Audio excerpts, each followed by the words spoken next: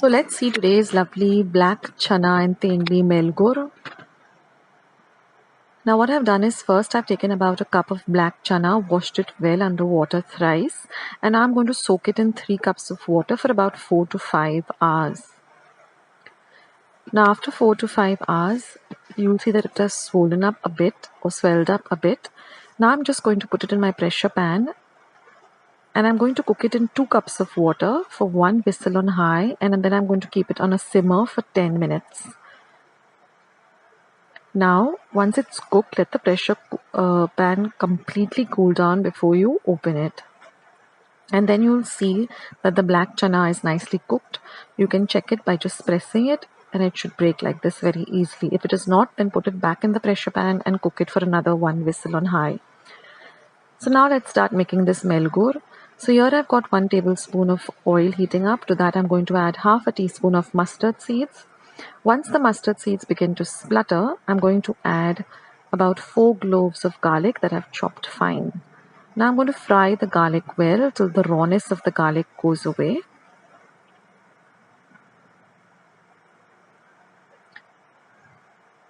Next, I'm going to add 1 medium onion that I've chopped fine. Now fry the onion also well till it's nice and translucent.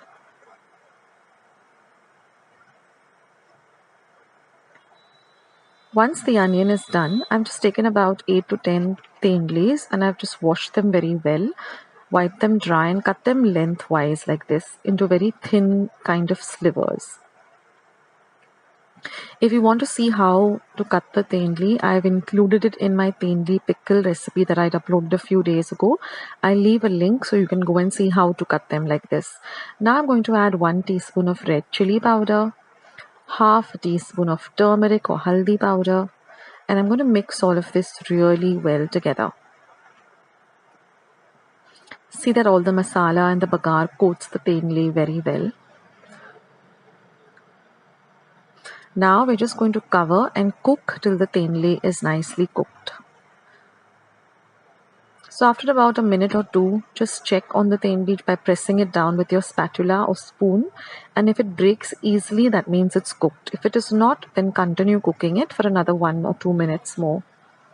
You can see that it's not cooked, so I will continue cooking it. And now another 2 minutes I kept it for cooking, and now if you see, if I press it down with my spatula, it breaks very easily like this. So now our tendli is cooked. So only once the tendli or the tondli, whatever you pronounce it as, once that is cooked, only then we are going to add our cooked black chana. Now mix everything nicely well together. And now I'm going to be adding a 1 heaped tablespoon of samarache curry powder.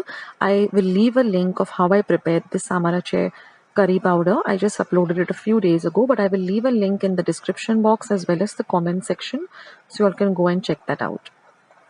Also, I'll leave a link to all my Goan recipes, Goan desserts, Christmas sweets, Easter eggs, all of them in my description, as well as my comments section down. You can go and check it out. Now I'm just going to add some salt, and I'm going to add about 1 tablespoon of jaggery too. So mix everything really nicely together. Now you can see that there is some water which came along with the chana when we boiled it. Now we want that water to dry up because this is a very dry kind of dish. So what I'm going to do is I'm going to cover it and cook it for about a minute or 3 minutes till all the water dries up. That's very important. It should be dry like this. And now we just have to add 2 more ingredients. One is just about 1 tablespoon of tamarind pulp, that is tamarind soaked in water and the pulp just squeezed out. And I'm going to mix all of this well, and then I'm going to add about 2 tablespoons of grated fresh coconut. Mix all of this really well together. And now just turn off the heat and your melgor is all ready. I hope you like this recipe, and do give it a try, and if you like it, then don't forget to give it a thumbs up and don't forget to subscribe. I'll catch you in my next video. Bye guys.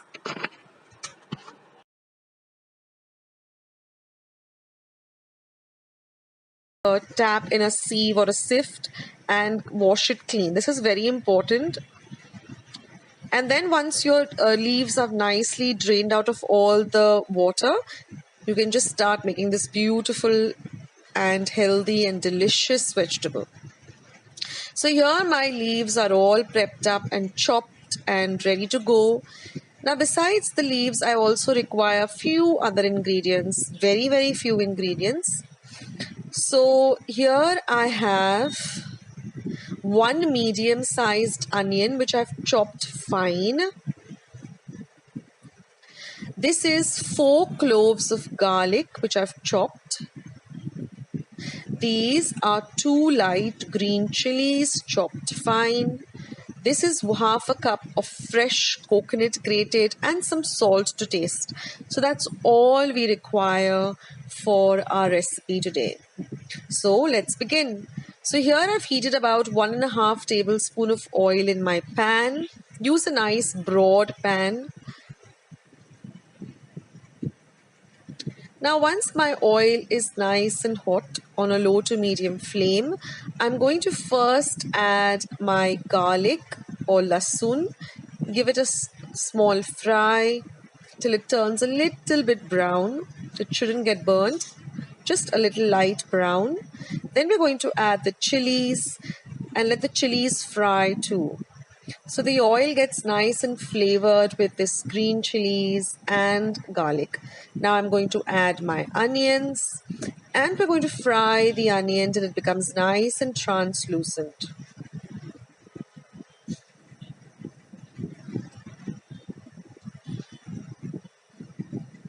Now this Tambdi Bhaji is very good for health. It has a lot of good nutritional value. I will leave the benefits of eating this Tambdi Bhaji or Amaranth leaves at the end of the video, so just watch it till then. And now we're going to add our chopped up leaves. So chop them up nice and fine so it's easier to cook as well as eat. Now we're going to give this a good mix so that it gets mixed in well with our bagar of onion, garlic and green chilies.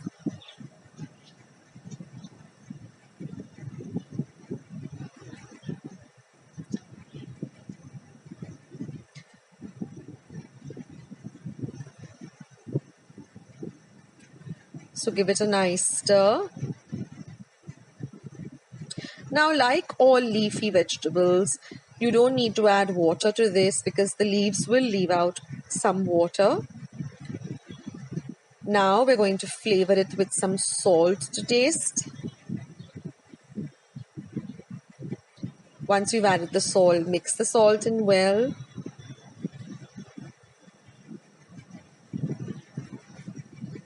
And then we're going to add our freshly grated coconut. If you don't have access to freshly grated coconut, you can also use your frozen coconut, grated coconut. Just mix everything nicely.